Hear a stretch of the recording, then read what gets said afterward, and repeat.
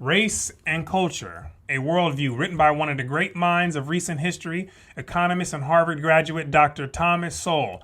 And Race and Culture is probably one of my favorite books on culture because it breaks down belief patterns by showing examples of many people who were once at the bottom, right, and oppressed in society, and how they were able to use the tool of culture to rise above their circumstances, right? So in these examples, the similarities become quite apparent, right? And in a sense, Dr. Thomas Sowell is laying the framework to be used by groups who desire to overcome their circumstances and rise to higher positions in society, right? But he doesn't say this outright in the book. He just provides the information, and whoever gets it is whoever gets it, right? And so in the preface, he discusses the differences in economics and social outcomes between groups who rely on their own cultural practices and groups who base their economic and social outcomes on the way that society treats them, right? And so he's showing how the level of these groups' political involvement will depend largely upon which of these approaches the group takes, right? And so this is what he says in here. For example, if a poorer group's fate is largely in the hands of contemporary outsiders, then political activity designed to persuade or pressure those outsiders is essential to the group's progress. Right? So if the less fortunate groups think that their destiny is in the hands of other people outside of their group, then Dr. Thomas Sowell is saying that they basically need to rely heavily on politics to get the outside group to basically throw them a few bones, right? This group sees themselves as being dependent on others, right? So here we go. But if a group's own culture and the skills, behavior, and performances derived from that culture are the primary determinants of its economic and social fate, then groups which rise from poverty to prosperity need not be particularly active politically, nor particularly successful in whatever political activity they engage in. Right, but if a group says we have a game plan and we're going to bank on our own cultural practices, right, which includes our own skills in meaningful areas, our behavior in our environment, and we're going to set standards of high performance, right, then Dr. Thomas Sowell is saying that these groups don't need to be highly active in politics, right? Politics isn't as useful of a tool for people who have this particular type of game plan, right? And so he gives examples of the Chinese, the Germans, the Japanese, the Italians, the Indian immigrants, all these who have risen to prosperity in many countries by relying primarily on their culture, right? And how groups like the Irish, who went the political route and who were very successful at politics, didn't rise as a whole as fast as those other groups, right? And so the key here is culture, right? A concept that all of us and all of our children should become very familiar with, right? And understanding what it is, right? Culture is like the game plan that groups use to play the game of life. And it is how groups interact with events, circumstances, and situations. And it largely is a contributing factor to why some groups in the same environment succeed and why others fail, right? And we have to understand this. So let's continue going. A particular people usually has its own particular set of skills for dealing with the economic and social necessities of life, and also its own particular set of values as to what are the higher and lower purposes of life. Right? And so each group of people has their own game plan on how they approach their economic and social needs, right? And they have their own sets of values as to what is and what is not important in life, right, for them. And how can we determine that? Easy.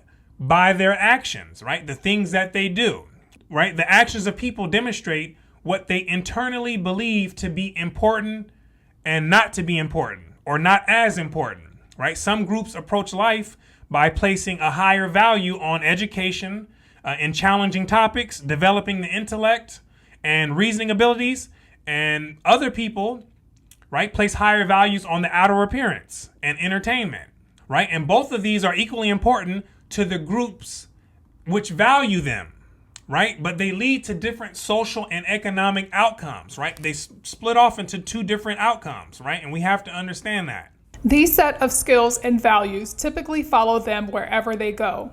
Despite prevailing social science approaches, which depict people as creatures of their surrounding environment or as victims of social institutions immediately impinging on them, both immigrants and conquerors have carried their own patterns of skills and behavior, their cultures, to the farthest regions of the planet, in the most radically different societies, and these patterns have often persisted for generations or even centuries. So if groups have a value on education and hard work, or they have developed a certain skill in a particular area, then those values and those skills just don't vanish because they migrate to another country.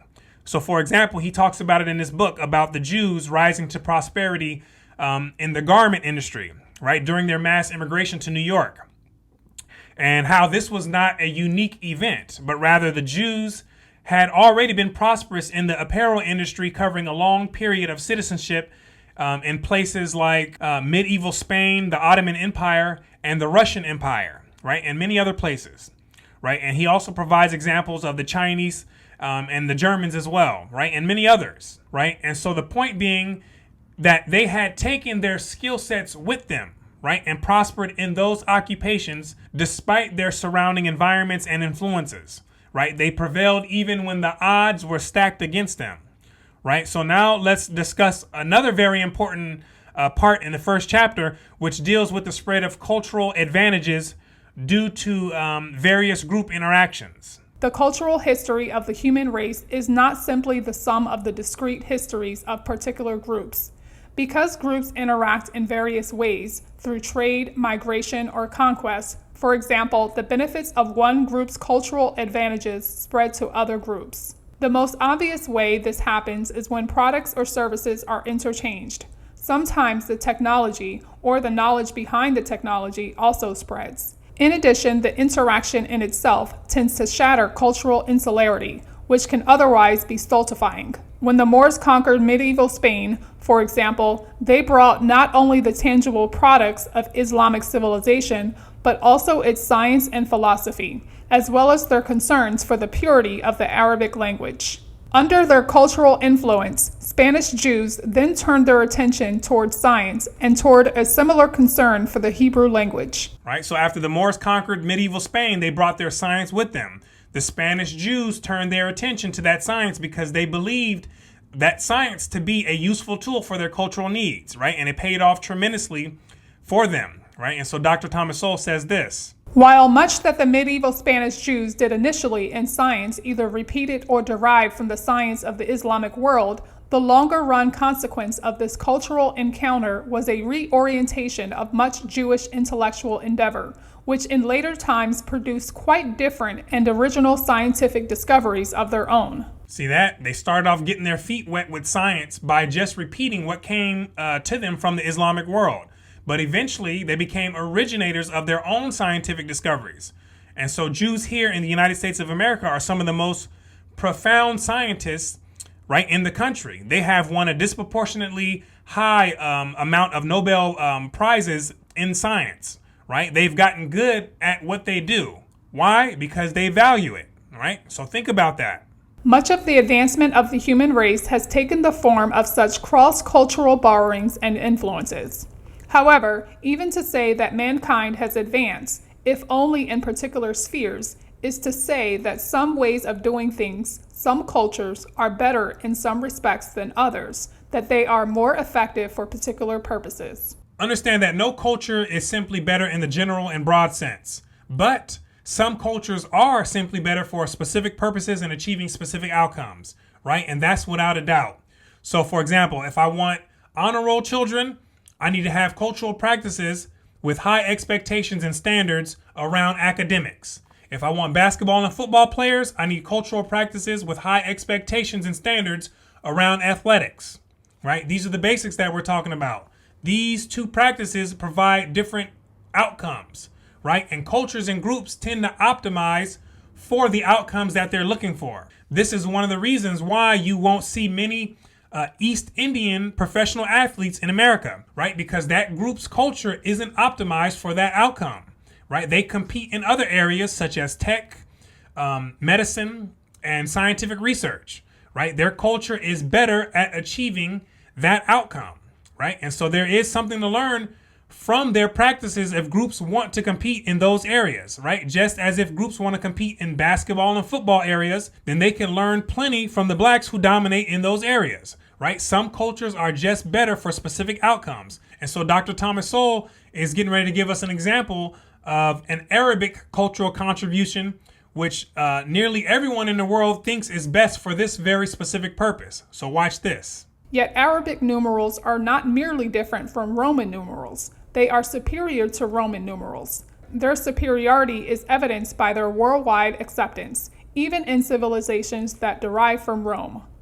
It is hard to imagine the distances encountered in astronomy or the complexities of advanced mathematics being expressed in Roman numerals. When even expressing the year of American independence, MDCCLAAVI takes up more than twice the space required by Arabic numerals and offers far more opportunities for errors, because a compound Roman numeral either adds or subtracts individual numbers according to their place in the sequence. The Roman numbering system also lacked a zero, a defect of some importance to mathematicians.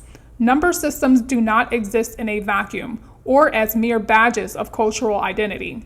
They exist to facilitate mathematical analysis, and some systems facilitate it better than others. The Romans even had to step back and realize that the Arabic numbering system was much better for math than those Roman numerals that they were using, right? Which is why they stopped using them, right? Some cultures are just better for specific outcomes than others, right? And this is evident. And so the idea is to find what outcome people and groups are looking for, and then adapt cultural practices which will give those people or those groups the best possible chance of getting those outcomes, right? That's it, right? But one of the biggest obstacles which impedes groups from changing their condition is their unwillingness to replace their current culture with something better, right? They want to hold on to things like trophies.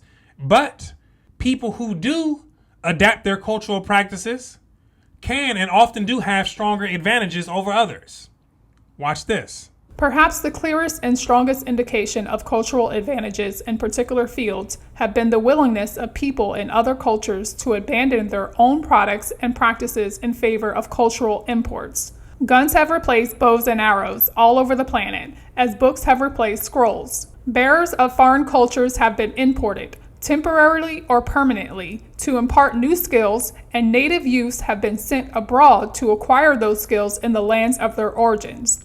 Both processes were used to create modern industry and technology in Japan. Right, because Japan was open and willing, or simply receptive, they were able to make a complete change of their civilization, right? They were receptive to technological imports from Europe, and then eventually created technology from that, which was more advanced than that of Europe, right? Especially in areas such as optics and automobiles, right? But none of that would have happened if they were culturally closed off and unwilling to acknowledge that some people have better technology than what they had. And it was in their best interest to learn it from them, right? And so they did, and the fruits of their labor paid off. And while this chapter focuses more heavily on the technological aspects, which influences a group's economic success, technology is just one of many other contributing factors, right? And so Dr. Thomas Sowell says this. Technology is, of course, not the sole determinant even of economic progress. Differences in work habits, savings propensities, organizational skills, personal hygiene, attitudes, and self-discipline all influence end results, both economic and social. Right, and so these, along with other aspects of a group's human capital, influence their economic and social outcomes. So if groups have poor attitudes towards work, then they get the effects of that, right? And if groups are highly organized and on time, then they get the results of that, right? If groups value the power of self-discipline and they apply it towards their goals, then they get those results, right? They get the results that they deserve, right? This is a cause and effect relationship. And so in other words, groups reap what they sow and they harvest what they plant, right? And there's no way out of that. And we all need to fully comprehend this. Differences in all these respects influence economic and social outcomes among different groups within a given country, as well as among the nations of the world. These differences, however, are not static. Cultures spread, whether by the assimilation of technology, the migrations of peoples, or the imposition of foreign cultures through conquests. Right? And so cultures have always spread and will continue to do so.